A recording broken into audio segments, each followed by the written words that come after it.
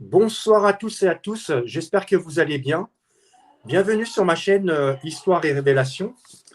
Ce soir, j'ai le plaisir de recevoir le professeur Marc-Henri, où nous allons aborder le sujet sur l'eau. Alors, qui est le professeur Marc-Henri?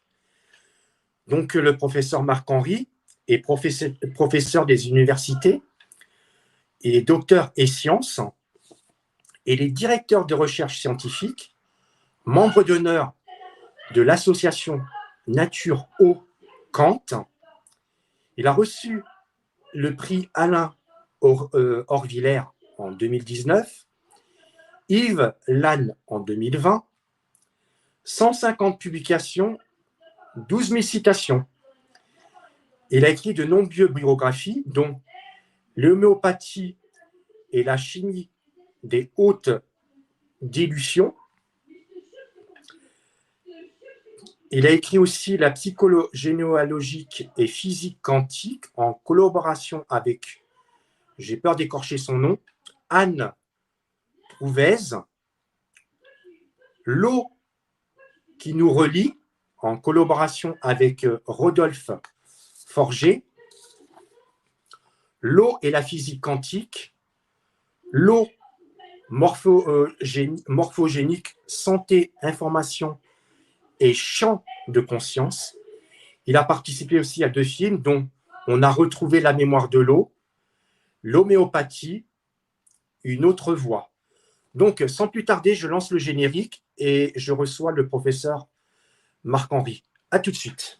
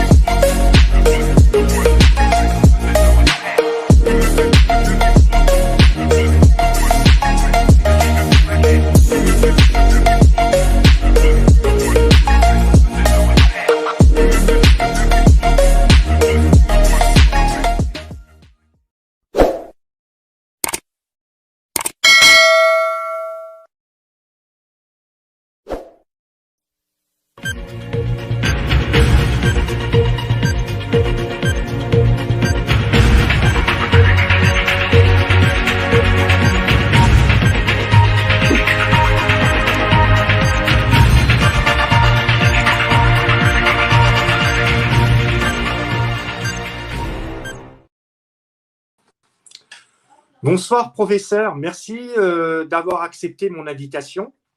Oui, bonsoir à tous. En tout cas, ça me fait drôlement plaisir de vous recevoir parce que j'ai entendu tellement de bien de vous par rapport à vos recherches. Et donc, ça tombe bien parce que j'ai beaucoup de questions à vous poser ce qui tourne autour de l'eau. Alors, oui. ma première question, je voulais savoir qu'est-ce qui vous a ramené justement à vous intéresser sur vos recherches en rapport avec l'eau? Qu'est-ce qui vous a motivé? Alors, c'est comme toujours, quand vous devez faire très petit, je savais que je voulais faire une carrière scientifique. Donc, je voulais être chercheur ou professeur dès l'âge de 5-6 ans. Hein, c'était chez moi une conviction. Donc, évidemment, ça oriente toute votre scolarité. Il a fallu que je fasse une terminale C, alors je suis très mauvais en mathématiques. Ensuite, il fallait que je aille à l'université pour avoir donc ce qu'on appelait à l'époque le DUG. Et évidemment, l'étape cruciale pour toute personne qui veut faire de la recherche scientifique, c'est le doctorat. Donc, il faut trouver ce qu'on appelle un sujet de thèse. Et c'est sujet de thèse qui, en général, oriente et colore toute votre carrière. Donc, moi, mon sujet de thèse que j'avais choisi en accord avec le directeur de thèse, qui était le professeur Jacques Livage, qui est maintenant académicien, c'était d'étudier comment une espèce solide se dissout lorsqu'elle est mise au contact de l'eau. C'est-à-dire étudier l'eau comme un solvant d'espèces minérales, ce qu'on appelle les cations métalliques. Donc ça, il m'a fallu quelques années de recherche pour arriver en 1988 à publier mon doctorat, donc, qui concernait les processus d'hydrolyse et de condensation en milieu aqueux appliqués à la chimie minérale et organométallique. Voilà. Par contre, il y avait un dénominateur commun qui était là derrière, c'était qu'on utilisait toujours de l'eau. Soit de l'eau comme solvant pour dissoudre, soit de l'eau comme réactif pour obliger les espèces en solution à réagir. Et si vous avez suivi un petit peu l'actualité en 1988, l'eau était au centre d'une polémique, puisque venait de paraître dans le journal très réputé anglais Nature, venait de paraître un article d'un chercheur de l'INSERM, Jacques Benveniste, et de son équipe qui prétendait que l'eau pouvait avoir une mémoire, c'est-à-dire qu'une fois qu'on avait dilué un certain nombre de fois une substance, il restait une signature électromagnétique de cette substance qui pouvait donner un effet biologique. Et c'est publié à peu près en même temps que ma thèse de doctorat, que je soutiens ma thèse de doctorat. Donc évidemment, je ne pouvais pas rester indifférent à cette publication. D'une part parce que la base, c'était l'emploi de l'eau. Et puis aussi, grâce à ma thèse, j'étais devenu un spécialiste de l'eau, ou du moins des espèces en solution dans l'eau. D'accord. Donc, on se tournait vers moi en disant, ben ça, t'en penses quoi? Alors, j'en pensais pas grand-chose parce que j'étais, à l'époque, je connaissais rien en biologie. Moi, j'étais plutôt du côté des matériaux, ce qu'on appelle la chimie minérale. Donc, avant de me prononcer, il a fallu que je me renseigne un petit peu sur ce qu'était que la biologie, que je ne connaissais que de manière très superficielle. Et c'est là où j'ai été assez stupéfait de voir que la biologie, c'est avant tout une histoire d'eau. C'est-à-dire que si vous prenez une molécule, alors ça, c'est mon défaut de chimiste. Un chimiste, il compte jamais la matière en masse. Pourquoi? Parce que la matière en masse, ce sont les commerciaux qui comptent. Quand vous achetez 1 kilo de viande, 1 kilo de poisson, vous n'allez pas vous intéresser à ce qu'on appelle, nous, les chimistes, la mole, c'est-à-dire le nombre d'objets moléculaires qui sont dans une substance donnée. Et quand moi, j'ai appliqué mes méthodes de chimiste à la cellule vivante, j'ai été qu'une cellule vivante, c'était 99% d'eau en nombre de molécules. Voilà. Donc, évidemment, je me suis dit, il va falloir que je m'intéresse aussi à l'eau de la cellule vivante, puisque tout être vivant est majoritairement constitué d'eau. Donc, ça m'a permis de me familiariser avec la biologie. Et puis, de fil en aiguille, j'ai terminé. J'ai fait des publications, j'ai étudié donc l'eau, aussi bien sous son aspect de solvant chimique que sous son aspect physique, comme substance apte à réagir aux ondes électromagnétiques, puisque c'était l'hypothèse de l'équipe de Benveniste, c'est que comme on retirait la molécule chimique et qu'il restait une trace de quelque chose, de l'information, de la molécule de départ, alors qu'elle n'était plus là, le phénomène était très probablement d'origine électromagnétique. Voilà, donc il a fallu justifier ça, faire des publications, et c'est comme ça que j'ai fait 40 ans de recherche sur l'eau, jusqu'à ma retraite en septembre 2020. D'accord, ok. Et justement, quand vous avez commencé à vous intéresser, quelle a été votre plus grande découverte en rapport justement avec l'eau? Alors, on ne fait jamais de découverte en science. On découvre rien. Par contre, on met au jour des choses et il y a toujours un prédécesseur. Alors, c'est ça qui est un petit peu ce qu'on appelle l'ego, c'est que le grand public ne peut pas admettre qu'il y ait pour une découverte, par exemple pour la mémoire de l'eau, qui ait 40 noms. On veut un seul nom. Mais en fait, ce n'est pas comme ça. Je veux dire, Jacques Benveniste en est arrivé à la mémoire de l'eau. Il y avait des gens qui ont travaillé avant lui et il y a des gens qui ont travaillé après lui. Lui, il n'a fait qu'explorer une certaine partie et il n'y a vraiment jamais de découverte à proprement parler. Par contre, on peut s'intéresser à quelque chose. Il y a des gens qui s'intéressent beaucoup plus à l'eau que d'autres. Voilà.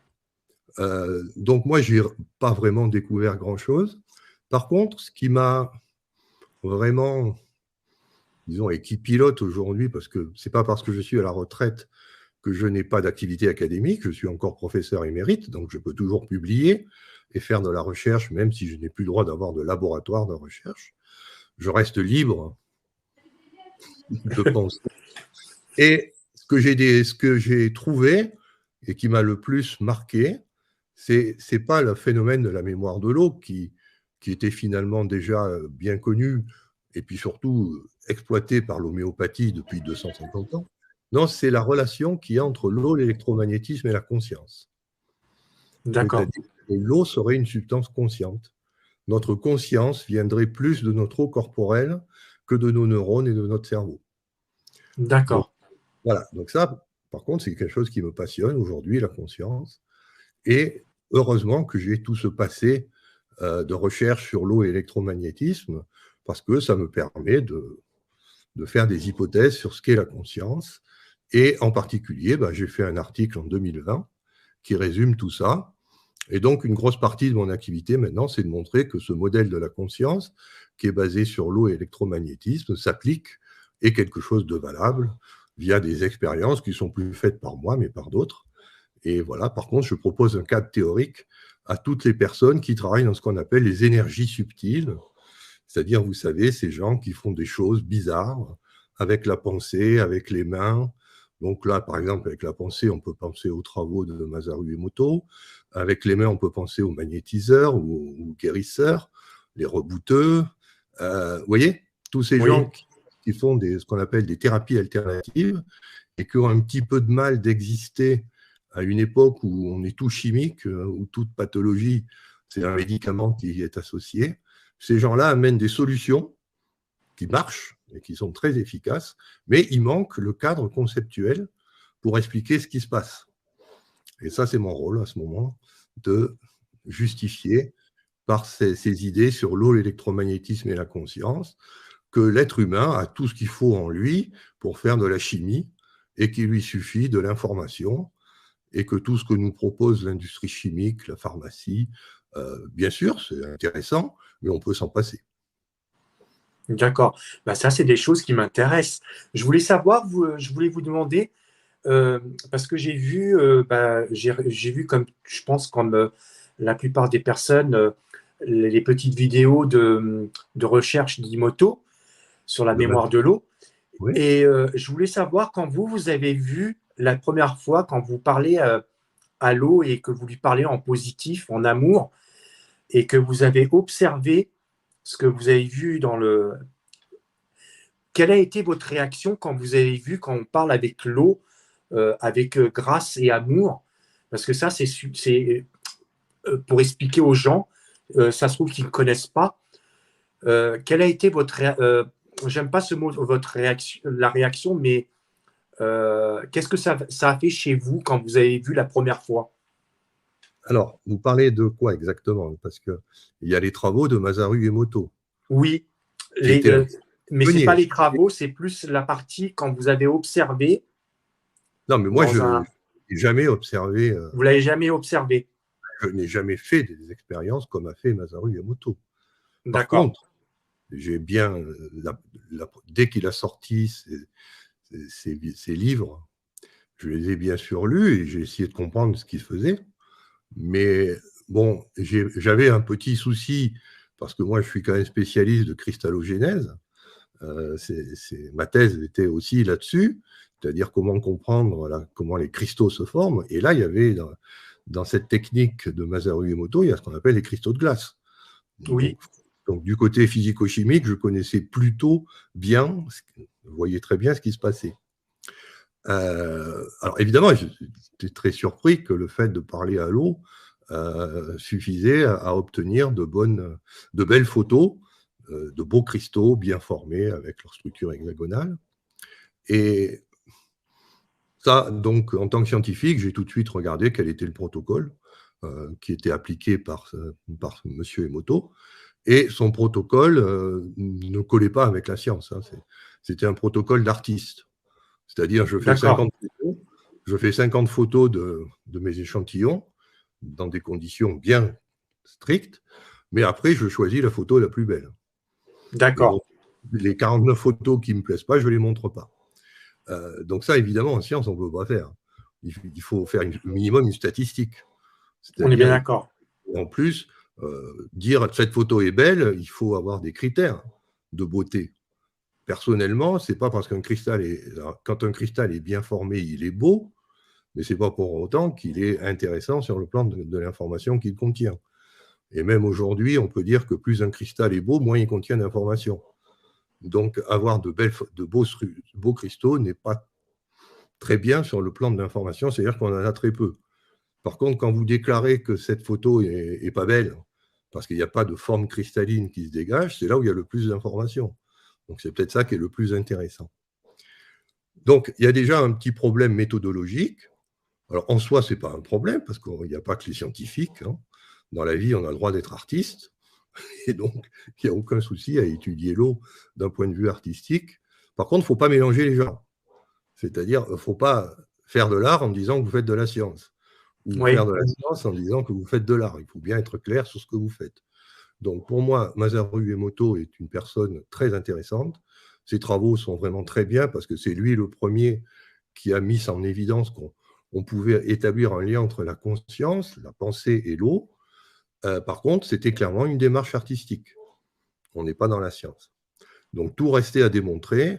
Si on veut suivre cette voie que la conscience parle à l'eau, ça reste à démontrer de manière scientifique et ce n'est pas les expériences de Masaru Emoto qui permettent de trancher. Voilà. Donc, ensuite, évidemment, il y a un autre souci dans le déroulé de l'expérience tel que j'ai pu le voir sur les vidéos, c'est que vous partez donc de liquide, vous parlez à l'eau, alors soit par la parole, soit par la pensée, peu importe, et vous lui donnez donc des paroles d'amour, de je t'aime ou alors je te déteste, bon, ok.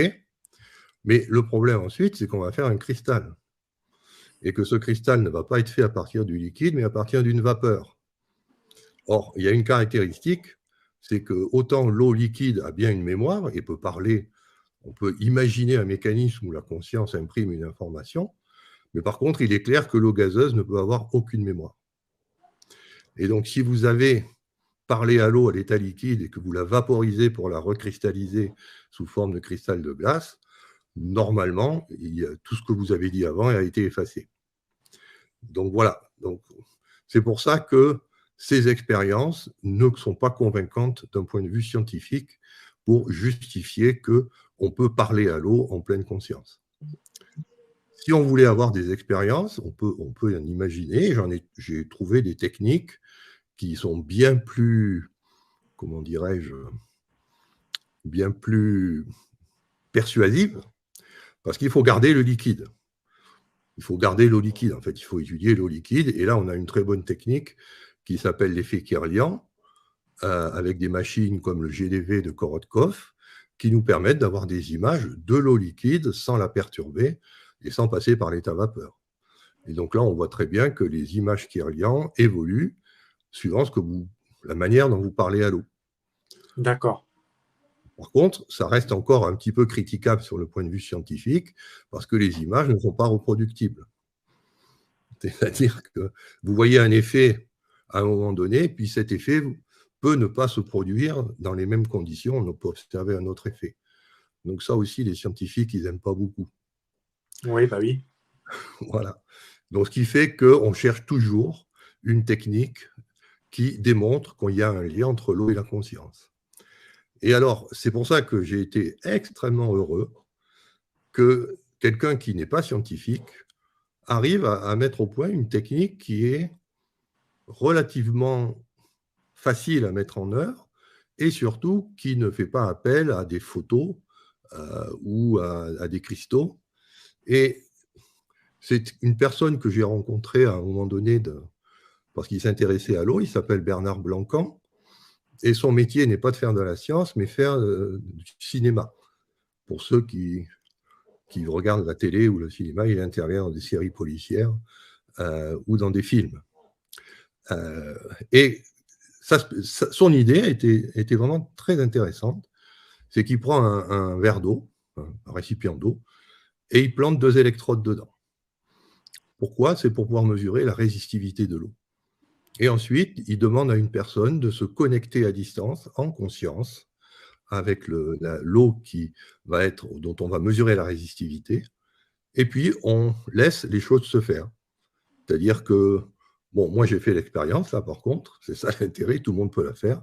Lui a été à Paris avec le Béchardo et ses électrodes. Moi, j'étais à Grasse, dans les Alpes-Maritimes, chez moi. Et à un moment donné, il me dit, ben voilà, l'expérience démarre. Ça veut dire quoi? Ça veut dire qu'il démarre les mesures. Et de mon côté, moi, il me dit, tu fais rien de spécial, tu fais juste, tu vas qu'à tes occupations. Simplement, ce qu'il m'a demandé, c'est de bien noter à chaque fois que je faisais quelque chose qui sortait de l'ordinaire, de noter l'heure à laquelle m'arrivait un phénomène ou une idée ou une pensée, ou si je rencontrais quelqu'un ou un animal, enfin bref, on note l'heure. L'expérience dure entre 12 heures et 24 heures. Et puis ensuite, c'est pour ça qu'on a même des mesures lorsque je dors, lorsque je vais au lit et que je m'endors et lorsque je me réveille. Et ensuite, on arrête les mesures et on analyse. Bien sûr, l'eau liquide qui est à Paris n'a aucune idée de ce qui s'est passé à Grasse. Oui. Mais par contre, quand on regarde les changements de résistivité, il y a des heures où on voit que l'eau change de résistivité. Et ce sont, comme par hasard, les mêmes heures où moi, il m'arrive quelque chose. C'est incroyable. Voilà. Alors, si les gens sont intéressés par ça, il y a sur YouTube, et puis il y a un podcast qui s'appelle Billes en tête, animé par Bernard Blancan. C'est très bien fait, ça dure 9 minutes. On en est à l'épisode numéro 6. Et il va décrire dans ce podcast sur une vingtaine d'épisodes toutes ces expériences qui montrent là, de façon relativement, disons, en tant que scientifique, je vois que le protocole est bien maîtrisé. On travaille sur de l'eau liquide et on voit très clairement qu'il existe un lien entre la conscience et l'eau. Voilà, donc il y a encore 14 épisodes à venir. Pour ça, c'est un petit peu comme il est acteur de cinéma. Hein. Donc, oui. Il fait jouer le suspense. Tout à fait. Tout, c'est parce que le sujet est tellement important et grave et lourd de conséquences qu'il faut y aller très lentement. Parce que si on dit tout en bloc, on va perdre beaucoup de gens. Oui. Donc voilà, les épisodes sont toujours disponibles, le numéro 1, on peut les prendre à n'importe quel moment. Et toutes les semaines, on a un nouvel épisode. Voilà, donc ça, on a ça qui permet effectivement d'établir de façon beaucoup plus intéressante qu'avec les cristaux de Masaru Emoto, ce lien qu'il existe entre les choses auxquelles on pense et que l'eau réagit à ça. Et ce qui est intéressant, c'est que même si on est à 900 km, c'est instantané. Voilà, donc après, l'expérience est toujours en cours. Moi, en 2020, j'ai publié un article qui permet de justifier ça. D'ailleurs, dans l'épisode numéro 5, je suis interviewé par Bernard Blancan pour justement dire que tout ça n'a rien de magique, que ça s'explique avec les lois de la physique et la chimie, mais on en est encore au début. Affaire à suivre. Ben oui. Justement, qu'est-ce que, pendant vos recherches et quand vous êtes intéressé à l'eau, justement, qu'est-ce que ça vous a renseigné pendant toutes ces années Ça ne m'a pas renseigné, ça m'a déjà donné un immense respect pour tout ce qui contient de l'eau. Ça, c'est très beau, ça. Respect, c'est-à-dire que partout où vous avez une substance qui contient de l'eau, vous devez la respecter.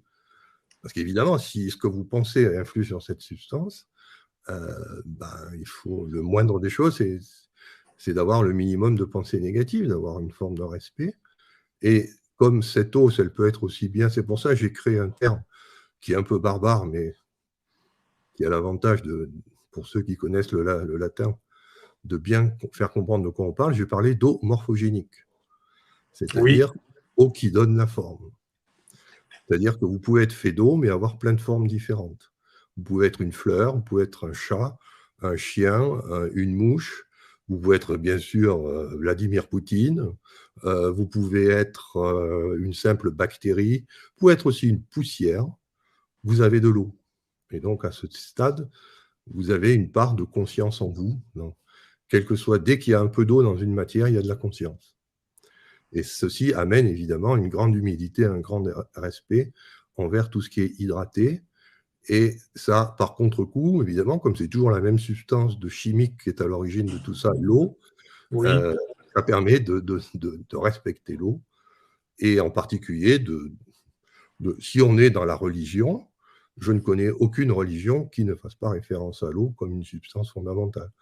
Que ce soit la religion chrétienne, musulmane, les religions qui ne sont pas monothéistes, toutes mettent l'eau au premier plan et disent qu'il faut respecter et honorer l'eau. Oui. Donc, ce qui est bien, c'est qu'on arrive à la même conclusion quand on fait de la science. On n'a pas besoin de faire de la religion pour ça. Tout à la fait. science mène à la même conclusion. L'eau est une substance éminemment remarquable qui doit être respectée. Ça, c'est très rare d'entendre quelque chose, ces mots-là, respect. Ben, c'est les seuls qui me viennent à l'esprit. Je suis entièrement d'accord. Je voulais vous demander, est-ce que vous pouvez nous parler justement le pouvoir de l'intention de l'eau? Alors, l'eau n'a aucune intention. C'est nous. Oui, mais justement, l'intention qu'on peut donner. Alors, l'eau, en tant que telle, est une substance qui répond à une formule qui est très simple, H2O. Oui. 2 atomes d'hydrogène et un atome d'oxygène. Et c'est pour ça que j'ai créé le terme eau morphogénique, ce n'est pas de ça dont on parle. L'eau morphogénique, c'est bien sûr à la base une molécule d'eau, mais surtout, c'est à peu près 10 millions de molécules d'eau qui se parlent les unes avec les autres. Alors, je ne sais pas si vous voyez, 10 millions, c'est beaucoup.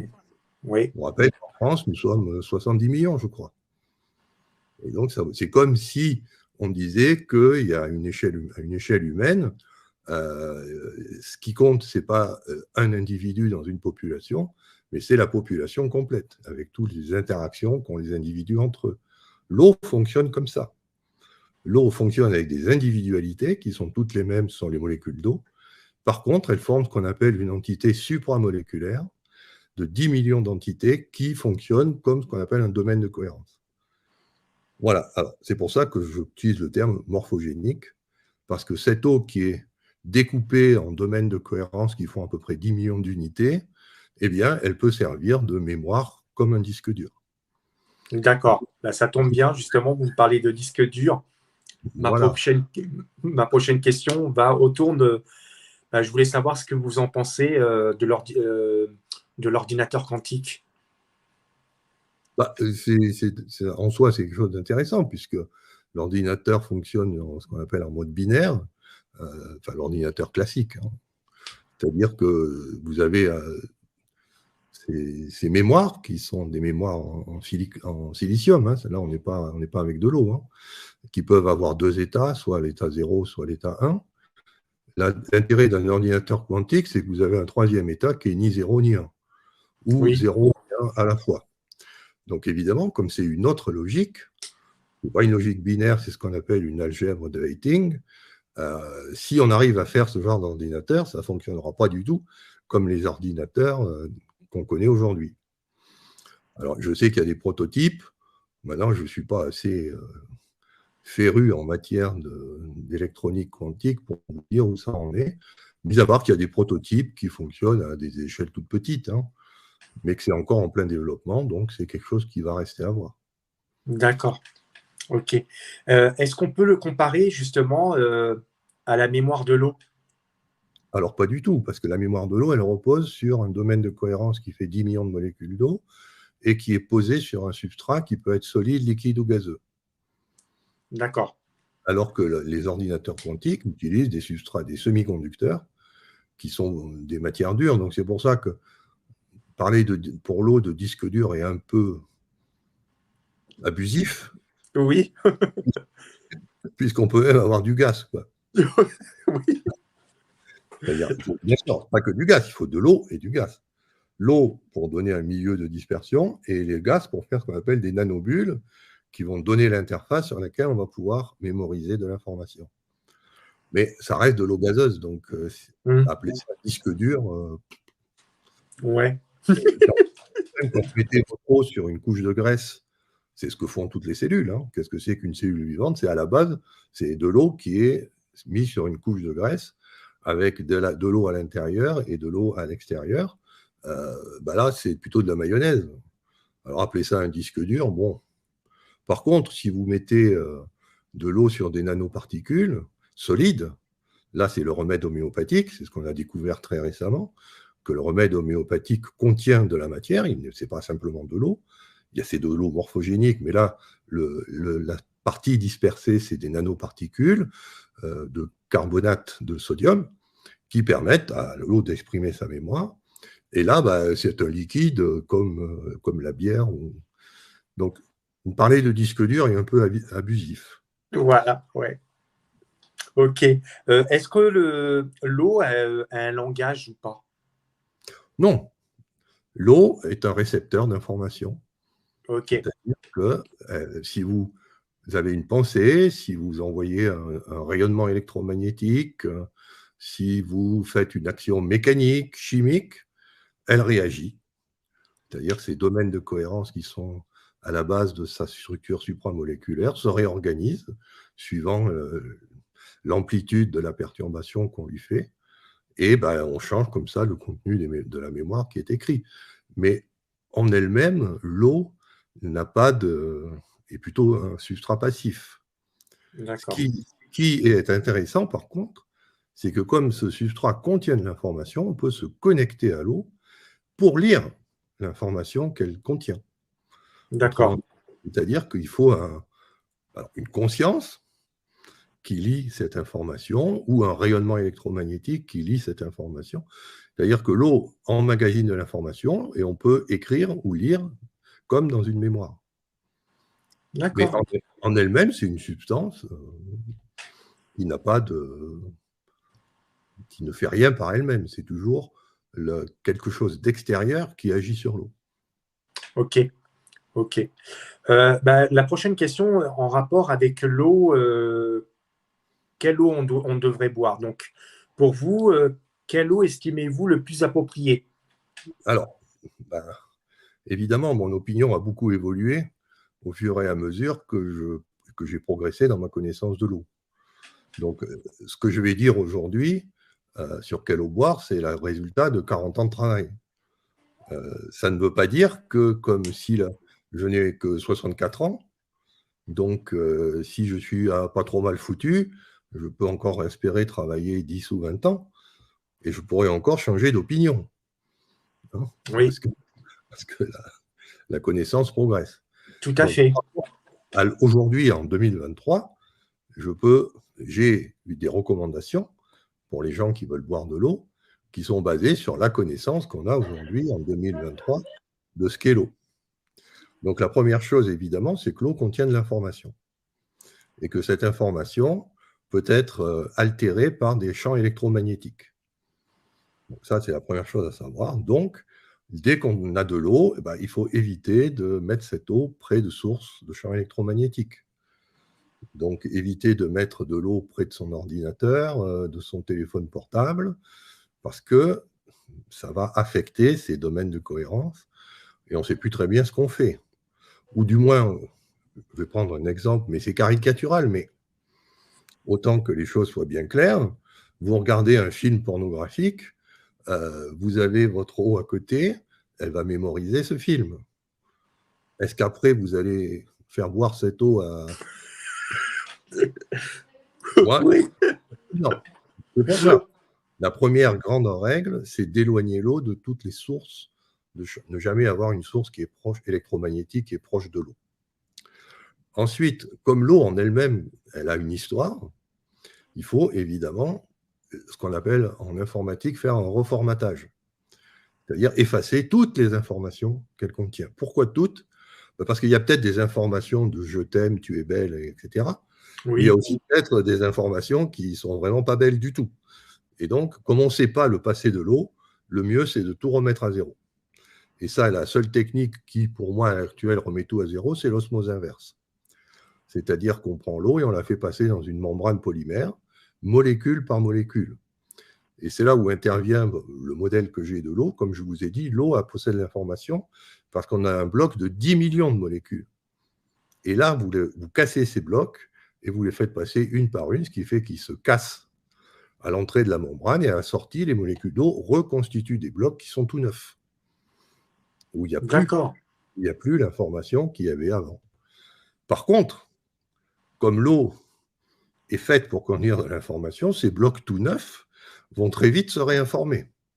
Oui. Et là, c'est là où il faut, quand on fait ça, il faut toujours pareil, veiller bien à ce que l'environnement de l'osmoseur, de la membrane, soit le plus neutre possible. Donc, de nouveau, pas de champ électromagnétique, pas de choses qui vont amener des informations. Et comme en plus l'osmose inverse enlève tous les minéraux, parce qu'ils n'ont pas la capacité de passer dans les trous de la membrane, c'est trop fin, il faut reminéraliser. Donc, ne jamais boire une eau qui ne contient pas de minéraux. Et c'est là, vous avez fait une émission, donc je ne vais pas insister. Moi, je recommande l'eau de mer de Quinton pour, dès la sortie de l'osmoseur, la rédynamiser. Et aussi, il y a aussi l'importance des nanobules de gaz dissous. Il faut remettre de l'air dans l'eau. Et pour ça, la faire tournoyer dans un vortex, c'est une bonne chose. Voilà, donc on osmose, on vortex, on remet du Quinton et on a notre eau à boire. Ok. En pH? Pour moi, c'est secondaire. D'accord. C'est-à-dire, bien sûr, qu'il va y avoir des petites variations de pH, mais ce qui est important dans l'eau, ce n'est pas tellement le pH, c'est surtout ce qu'on appelle le potentiel redox ou le RH2. Et plutôt que de s'associer du pH, c'est plutôt de ce paramètre qu'il faudrait se soucier. Ok. Mais dans le procédé que je recommande, c'est-à-dire osmose inverse, vortex plus eau de mer de Quinton, ces paramètres sont à leur optimum, donc on n'a pas trop à s'en soucier. Ok. Et même boire une eau neutre, non, c'est pas trop recommandé? Si, mais il ne faut pas que... C'est quoi une eau neutre pour vous? Une eau neutre, pour moi, c'est une eau qui est déstructurée, il n'y a plus rien dedans. Ça ne peut pas exister. Merci. Voilà, c'est ce que je voulais entendre. Par exemple, je vais vous prendre les derniers résultats de notre projet qui s'appelle Dinome, sur qu'il y a réellement dans un médicament homéopathique. Au départ, on pensait que l'idée que quand on dilue un remède homéopathique, à la fin, il n'y a plus rien. On se trompait. Pourquoi? Parce qu'il y a ce qu'on appelle la succution. Entre chaque dilution, vous agitez votre flacon et que cette succution, elle fait rentrer de l'air et elle dissout du carbonate de sodium du verre. Pourquoi? Parce que l'eau sans rien, ça n'existe pas. L'eau est un support universel. Il y aura toujours quelque chose dans l'eau. Ça peut être du gaz, n'importe quelle des nanoparticules, des émulsions, peu importe.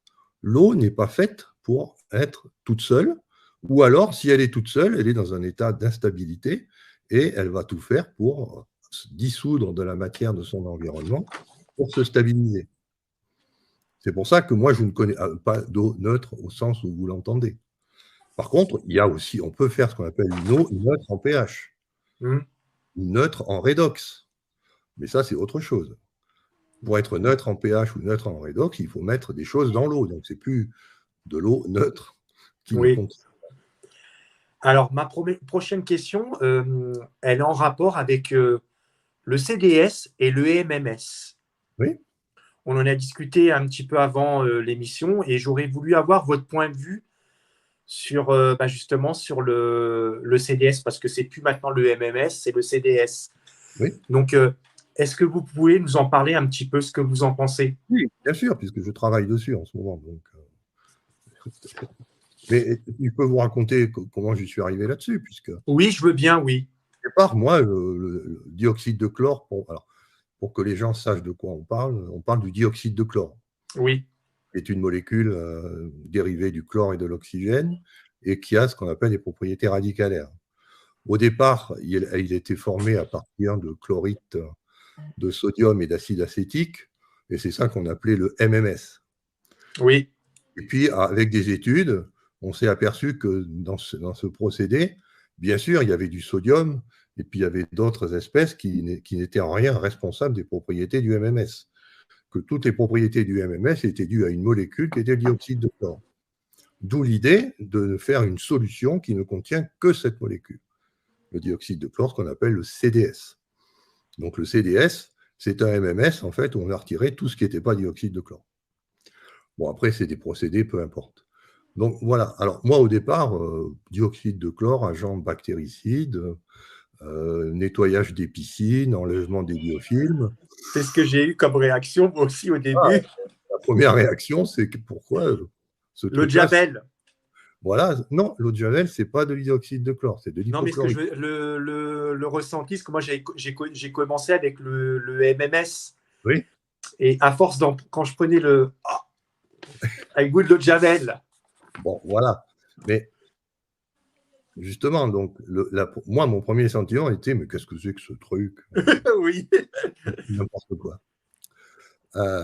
Et puis, là, il se trouve que je rencontre toujours des tas de personnes, parce que, bah oui, comme je travaille sur l'eau et que l'eau est partout, je peux rencontrer aussi bien des magnétiseurs que des médecins, que des gens qui travaillent dans les énergies subtiles. Tout le monde, à un moment donné, se pose la question de quel est le rôle de l'eau que joue dans sa pratique. Et c'est là où je rencontre des tas de personnes très intéressantes. Et en particulier, j'ai rencontré une personne qui s'appelle Laurent Schwartz, qui est, lui, cancérologue à la PHP. Et Laurent Schwartz me dit, mais tu sais, si on prend ce dioxyde de chlore et qu'on l'envoie sur des cellules cancéreuses, on fait disparaître le cancer. Donc là, je me suis dit, ah, quand même, voilà une molécule qui est intéressante, parce que bien sûr, elle a un effet bactéricide, on peut l'utiliser pour désinfecter, mais on peut aussi l'utiliser chez quelqu'un qui a un cancer, visiblement. Alors, il faut rester prudent, ce n'est qu'encore de la recherche. On n'a pas encore d'application clinique. Donc, comment on procède? On ne travaille pas sur des cancéreux directement, mais sur des cancéreux qui sont ce qu'on appelle en phase terminale. C'est-à-dire que la médecine officielle a déclaré que la personne était incurable. Tous les cancéreux savent ça, à un moment donné, on vous dit, c'est fini, vous n'aurez plus de chimio, vous n'aurez plus de radiothérapie, rentrez chez vous, profitez de votre famille, parce que tôt ou tard, le cancer va vous emporter. Donc ça, ce sont les gens que nous, on récupère. Ces gens-là, et là, on peut leur donner du dioxyde de chlore, et à très haute dose. C'est des doses qui ne sont pas pharmacologiques, ce sont des doses pondérales. Et on a des résultats qui sont très prometteurs. Donc, c'est là où c'est intéressant, c'est que le MMS amène plein de choses d'impuretés. Donc ça, c'était pas très bon. Alors que le CDS, qui est un mélange pur de dioxyde de chlore et d'H2O, de molécules d'eau, et semble très efficace. Alors, ça, c'est juste une constatation. En soi, ce n'est pas de la science. La science, c'est de dire, on constate, mais on explique. Et actuellement, il se trouvait qu'avec Laurent Schwartz, on avait une théorie de l'origine du cancer. Cette théorie, c'est que le cancer apparaît dès qu'on a une accumulation d'électrons quelque part. Les électrons sont des particules élémentaires qui sont faites pour circuler. Et tant qu'elles circulent, on a une cellule qui fonctionne de façon normale. Ensuite, il y a des pathologies, des cas où ces électrons ne circulent plus, ils s'accumulent. Et c'est là où, en général, à partir d'un certain endommagement, la cellule commence à passer, au lieu de respirer comme elle devrait le faire, elle se met à fermenter, qui est la signature qu'elle gère ses électrons de la mauvaise façon. Et on s'est dit, comme c'est un problème d'excès d'électrons, on va amener un accepteur d'électrons pour enlever cet embouteillage. Et il n'y a pas de meilleur accepteur d'électrons que le dioxyde de chlore ou le bleu de méthylène. Et en fait, il y a des molécules très simples qui, effectivement, si la théorie semble correcte, si on a un embouteillage électronique, le fait d'amener une molécule qui retire, qui dissout cet embouteillage électronique, on peut faire régresser des cancers. Voilà. C'est au stade de la recherche. Oui. On ne peut pas appliquer ça à des malades, que des malades qui sont déclarés irrécupérables. Les autres, il faut qu'ils continuent à faire de la chimiothérapie et de la radiothérapie, parce que la médecine est comme ça. Elle refuse qu'on utilise ces produits sur des gens qui ne sont pas en phase terminale. Par contre, une fois qu'on a atteint une phase terminale, là, elle se désintéresse du problème. Elle jette l'éponge. Donc là, nous, on peut intervenir. Et donc, voilà, on en est là. On découvre ces propriétés qu'une molécule, comme le dioxyde de chlore, peut être à la fois un poison et un remède. Mais si vous y songez bien, si vous regardez l'histoire de la médecine, ce n'est pas nouveau. Toutes les molécules ont cette caractéristique, suivant le dosage, d'être soit des poisons, soit des remèdes. Donc, il en va même du dioxyde de chlore, avec cette spécificité vis-à-vis du cancer qui est liée à cette théorie que le cancer est d'origine électronique. Ce qu'on appelle l'effet Warburg, la fermentation. Alors tout ça, ça va très lentement. Là, on a fait un article récemment, on a proposé un article à une grande revue scientifique qui explique tout ça, le Proceeding of National Academy of Science of America, PNAS, pour ceux qui connaissent, et on vient juste de recevoir la réponse, c'est négatif. La publication est refusée. Bon, c'est pas une surprise, mais elle n'est pas refusée au titre c'est n'importe quoi. Elle est refusée au titre, elle ne correspond pas bien à la philosophie du journal et au format qu'on attend. Donc, on nous demande de la réécrire, de la simplifier. Bon, rien de bien méchant. Hein. On garde l'espoir de pouvoir faire la publication. Donc, bientôt, ceci sera publié. Simplement, on est mars 2023, il faudra attendre juin ou juillet 2023 pour un second round pour voir si la communauté scientifique va accepter cette théorie et avec les conséquences thérapeutiques qui sont l'emploi de molécules simples. Alors, il y en a 3 qui ont été identifiées, le dioxyde de chlore, le bleu de méthylène et l'eau oxygénée. Voilà. Ok. Alors, on va parler aussi un petit peu des rejets des eaux usées au niveau industriel et dans les hôpitaux. Parce que j'estime que c'est quand même une question très importante. Et justement, c'est de pire en pire. Alors, je voudrais avoir votre avis sur ça. Mon avis sur ça, c'est comme je vous ai dit, l'eau est un solvant universel. Donc, vous avez des choses à nettoyer qu'utilise le corps pour nettoyer notre corps, comment on le nettoie. On a des déchets, nous. Notre métabolisme produit en permanence des déchets. Ces déchets sont nettoyés par l'eau qu'on boit. L'eau est un solvant universel. Vous avez une activité industrielle, il faut nettoyer parce qu'il y a des déchets. Qu'est-ce qu'on va chercher? L'eau. Vous avez une activité hospitalière, il y a des déchets médicaux. Qu'est-ce qu'on va utiliser? L'eau. Toujours. Ce qui fait que le problème est très complexe, parce que bien sûr, on peut se focaliser sur les hôpitaux, mais il y a aussi toutes les industries chimiques, tous les gens qui lavent leurs voitures. Vous n'imaginez pas ce qu'il y a dans les produits pour laver les voitures, c'est des vraies saloperies. Comment comparer des saloperies qui viennent du lavage des voitures à des saloperies qui viennent d'une salle d'opération sur un cancer? Moi, je ne sais pas établir de différence. C'est des déchets, dans tous les cas, toxiques. Et vouloir faire une hiérarchie en disant tel déchet est plus méchant que tel autre. Non, ce n'est pas une hiérarchie, c'était plus du sens de savoir justement comment utiliser une eau la plus saine par rapport à ces déchets-là. Parce que qu'est-ce qu'on en fait de ces déchets? La première chose à faire, c'est faire ce qu'on appelle des circuits fermés. C'est-à-dire que quand vous utilisez l'eau, que ce soit dans un hôpital, dans une industrie ou dans des postes de lavage de voitures, c'est que cette eau tourne en circuit fermé. Ce n'est pas le cas aujourd'hui. Ce n'est pas le cas, mais ça devrait l'être. C'est ce que j'ai appelé tout à l'heure le respect de l'eau. Oui. Vous devez, à aucun moment, cette eau qui sert à nettoyer, ça on comprend qu'on va utiliser l'eau, c'est le meilleur solvant. Mais il faut que ça soit un circuit fermé, c'est-à-dire qu'une fois que l'eau est chargée de déchets, il faut la récupérer en intégralité et la repurifier, soit par osmose inverse, soit par décantation. Enfin, il y a des tas de technologies. Hein. Simplement, ce que ça va faire, c'est que ça va amener un coût supplémentaire à l'exploitation de l'hôpital, de la station de lavage ou de l'industriel. Et comme nous sommes dans une société où on cherche toujours à faire un coût minimal, c'est cette politique du coût minimal qui fait qu'on ne travaille pas en circuit fermé, on rejette dans l'environnement, d'où les catastrophes. Donc là, c'est un problème de conscience. C'est ça. Voilà. C'est quand même grave. Hein, quand on dira toujours, quand vous allez acheter un produit et vous direz je prends le moins cher, vous allez favoriser ce genre de choses. On n'a aucun respect. Voilà, on n'a aucun respect pour l'eau qui va nettoyer tout ça. Et si on la recycle, c'est-à-dire qu'on la garde dans le système de nettoyage et qu'on la renettoie à chaque utilisation, je vous dis, le prix du du service ou du produit fini va augmenter nécessairement. Et il y aura toujours quelqu'un qui ne fera pas ce travail de recyclage et qui vendra moins cher. Et c'est là où la conscience intervient.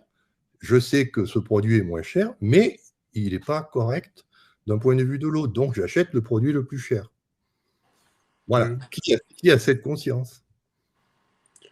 En fin de compte, c'est comme un cercle vicieux, un cercle qui se ferme tout le temps. Donc, c'est-à-dire que on reprend l'eau et on nettoie l'eau, soi-disant, on reboit l'eau encore et encore et encore et encore et encore. Donc, un cercle fermé. Alors, par contre, il y aura des déchets.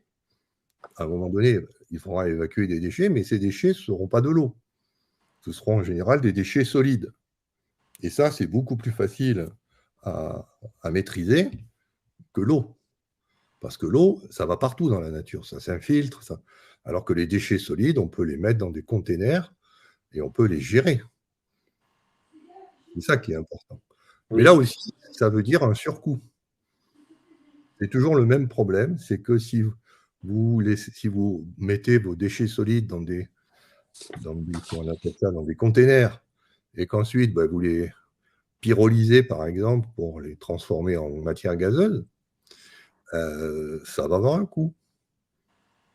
Donc, c'est toujours la même histoire, c'est combien vous êtes prêt à mettre dans un produit pour avoir une eau de bonne qualité en eau de boisson.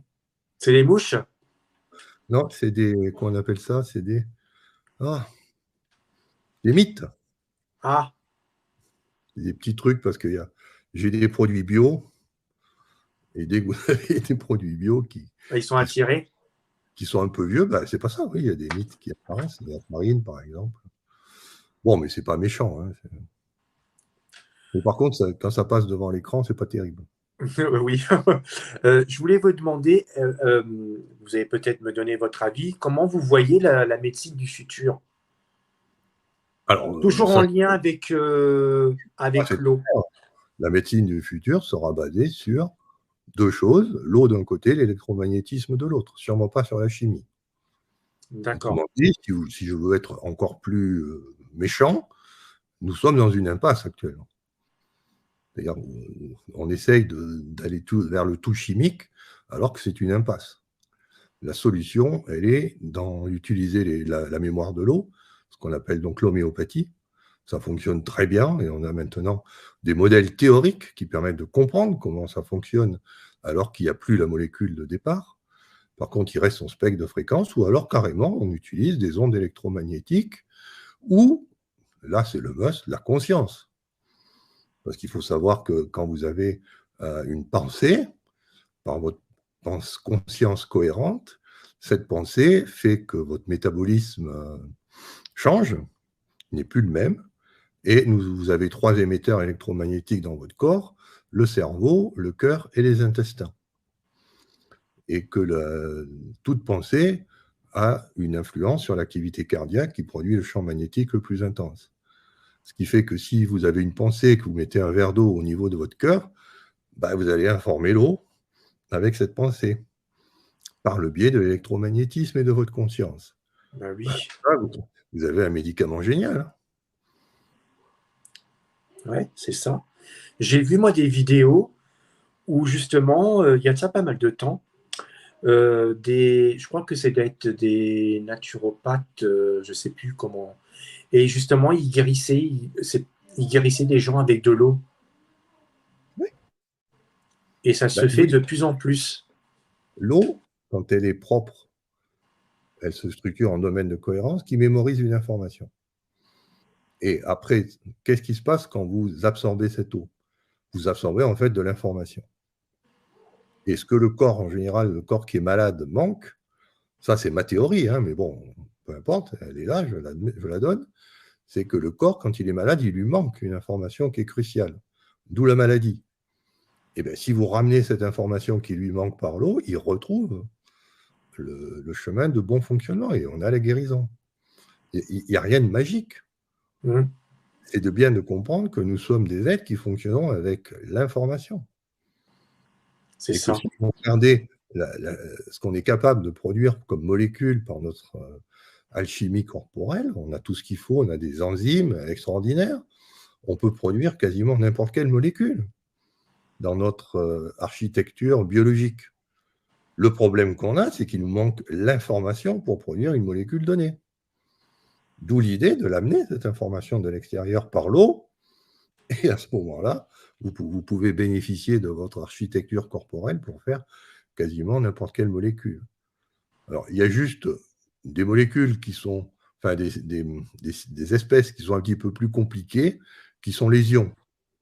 Par exemple, l'ion magnésium, le zinc, tout ce qui est métallique, ça, on ne peut pas le fabriquer par le corps. Le corps peut fabriquer tout ce qui est organique. Par exemple, il peut fabriquer la mélatonine dont on a besoin pour dormir, il peut fabriquer la dopamine dont on a besoin pour être heureux. Bref, par contre, les métaux, ça, il ne sait pas faire. Donc, c'est pour ça qu'il est important de mettre dans l'eau de boisson, de l'eau de mer de Quinton, qui contient tous ces métaux. Et là, on va pouvoir les exploiter parce qu'il aura l'information sous une forme à la fois électromagnétique et matérielle. Ok. Je voulais vous demander quels étaient vos principaux défis que vous avez été confrontés pendant vos recherches. Alors, le défi numéro 1, je vous l'ai donné en 88. Hein. Ouais. Jacques Benveniste publie un article quand même dans une revue qui est de très très haut niveau scientifique, quasiment. Même moi, je n'ai encore jamais réussi à publier dans Nature. Hein. Ah bon? Oui, non, mais c'est vraiment une revue, c'est très difficile. Il y a beaucoup de bruit là. Oui. Excusez-moi. C'est sûr que moi, je suis tout seul. Donc. Ouais, à côté, j'ai. Pas grave. Donc, je disais, voilà, ça a été mon premier défi. Quand Jacques Benveniste a publié, ça a été très surprenant d'ailleurs, c'est qu'on a accepté l'article pour le rejeter après. Ça, c'est très bizarre comme procédure, mais bon.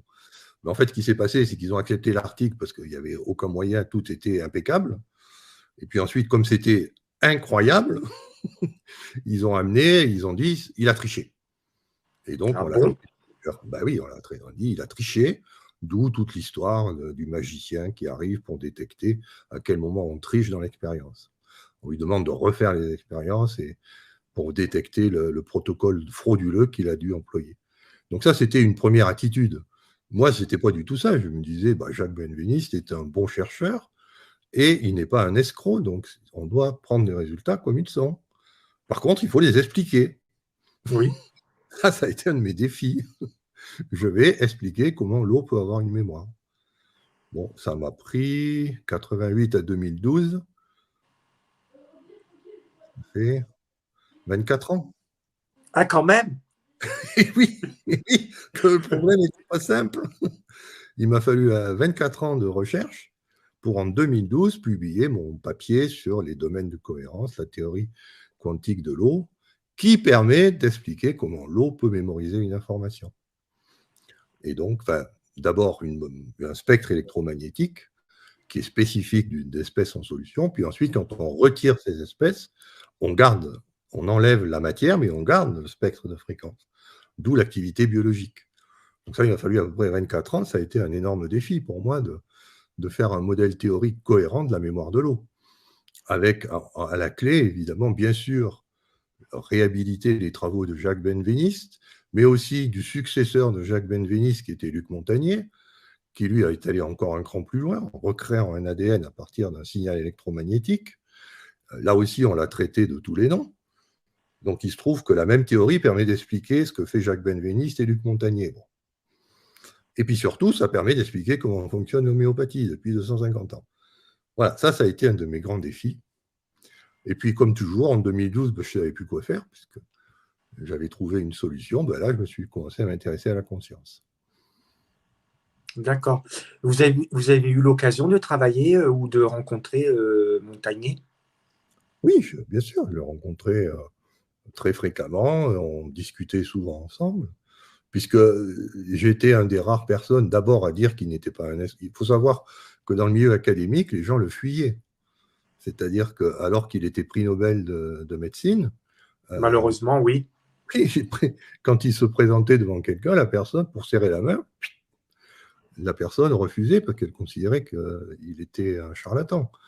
ça fait mal hein, quand vous êtes. C'est clair. Donc, moi, je ne suis pas le seul. Hein, il avait autour de lui un groupe qu'on appelle de fidèles qui étaient persuadés que son expérience était valable et qu'il n'avait pas triché. Donc, moi, je le supportais. Donc, évidemment, comme il avait peu de supporters, il avait tendance à dialoguer avec le peu de personnes qui lui faisaient confiance. Et surtout, j'amenais une explication théorique à ses travaux, qui, pour tout scientifique, je vous dis, est toujours quelque chose d'important, de montrer des choses par des expériences, mais ensuite de faire des modèles pour expliquer ce qui se passe. Luc Montagnier avait fait de très belles expériences, mais il n'y avait pas de modèle. D'accord. Et justement, quand vous avez amené ces modèles, comment ça a été perçu par tous ces gens-là? Ils ont balayé ça de revers de la main en disant… C'est minoritaire, donc. D'abord, ça a été publié, donc ça veut dire qu'on n'a pas trouvé de faille. Quand vous savez, quand vous faites un article scientifique, il y a ce qu'on appelle un comité d'experts qui lit votre papier. Et qui dit, ah, non, ça va pas, ça va pas. Mais là, sur le papier qui justifie les domaines de cohérence et la mémoire de l'eau, tous les experts ont dit, oui, c'est de la bonne physique. Aucun problème. Mais ce n'est pas parce que vous publiez un papier qui est de la bonne physique que ce papier va être considéré comme important. Oui, c'est ça, tout à fait. Donc la plupart des scientifiques l'ignorent. Pourquoi? Parce qu'ils ont un préconçu que l'eau ne peut pas avoir de mémoire. Si vous partez avec ce préconçu, pourquoi vous allez perdre votre temps à lire un papier qui démontre que l'eau a une mémoire? La science fonctionne comme ça. Les gens sont bordés par le travail et ils consacrent le temps à leur idée qu'ils ont dans la tête. La majorité des gens on leur a mis l'idée dans la tête que l'eau ne peut pas avoir de mémoire. Donc, ils ne vont pas chercher à lire des papiers qui démontrent le contraire. C'est ça. Ils ont d'autres chats à fouetter. Ouais, c'est triste et malheureux à la fois. Oui, mais non, c'est humain. Oui. C'est humain. Oui.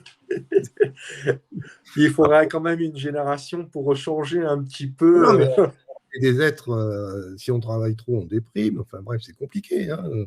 Être scientifique, c'est quand même un métier qui est très prenant. Moi, j'ai réussi à faire 4 enfants, mais ça m'a quand même coûté un divorce, parce que c'est sûr que quand vous êtes dans vos équations, vous n'êtes pas avec votre femme et vos enfants. Donc c'est quand même un métier qui est rude, hein, sur un point de vue psychologique et sur un point de vue humain. Et moi, je comprends très bien que des gens qui s'investissent très fortement dans un domaine écartent la lecture de trucs où on leur dit que ça ne peut pas être vrai.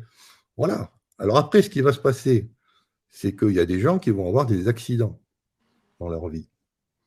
Par exemple, un sceptique qui dit que la mémoire de l'eau n'existe pas et qui ne lit pas mon papier, qui justifie théoriquement, alors qu'il a les capacités intellectuelles de le lire, il va faire ça pendant quelques années. Puis tout d'un coup, il va tomber malade.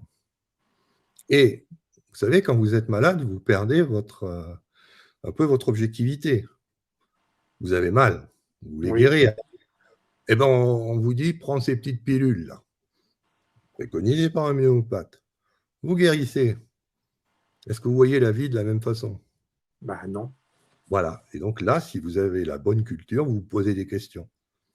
Et là, vous allez chercher le papier en disant, ah, tiens, parce que la vie a fait que vous avez vécu un événement traumatisant qui vous a obligé à sortir de votre cadre de pensée qui était sclérosant.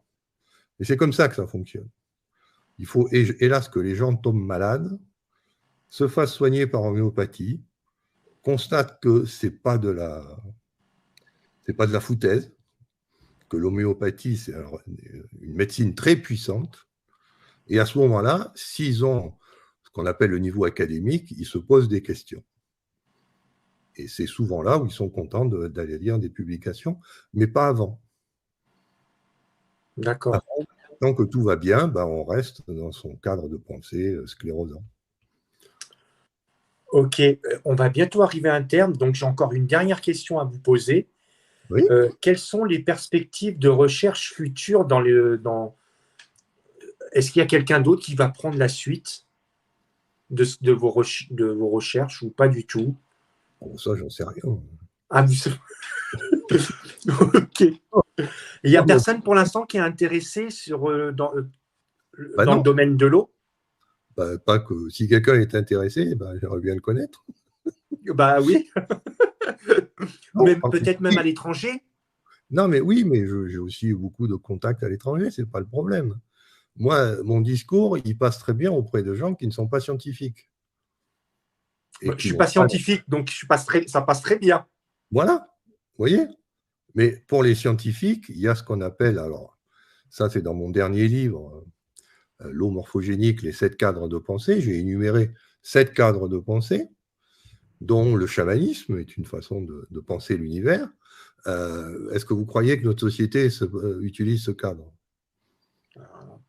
Non. Après, il y a un deuxième cadre qui est tout est matière. Il n'y existe que la matière. Donc, pour que quelque chose existe, il faut qu'il y ait une matière associée. S'il n'y a pas de matière, il n'y a rien. Ce cadre, on le connaît très bien, c'était le cadre de l'Antiquité. Tout était matière. Et puis, quand on a découvert les ondes électromagnétiques, on s'est dit, ah merde, il y a des choses qui existent, mais qui ne sont pas de la matière. C'était les fameuses ondes électromagnétiques. Et là, on a fait un troisième cadre de pensée, tout est équation. Et on est actuellement dans ce cadre. C'est-à-dire toute l'activité scientifique se met un cadre où, si je veux comprendre la nature, il faut que je sois capable de poser l'équation. Et évidemment, après l'avoir posée, de la résoudre. Mais ça, ce n'est qu'un cadre. Oui. Le problème, c'est que ce cadre est omniprésent. Et non seulement il est omniprésent, mais on pense qu'il n'y en a pas d'autre. Et donc, on tourne en rond dans ce cadre depuis 1950, typiquement. C'est ça. Voilà. Donc, le problème, il est là. Et après, j'ai énuméré 4 autres cadres. Donc, tout est vibration. Ça, c'est ce qui permet d'introduire la physique quantique. Après, tout est information. Non, pardon, avant, il y a tout est harmonie. Ça, c'est l'homéopathie. Tout est... Non, ça, c'est le 6e cadre. Le 5e cadre, je n'ai plus très bien en tête de quoi. Tout est cohérence, voilà. C'est les domaines de cohérence de l'eau. Tout est harmonie, 6e cadre, c'est-à-dire qu'on va utiliser la musique. Et le 7e cadre, tout est information, on utilise la conscience.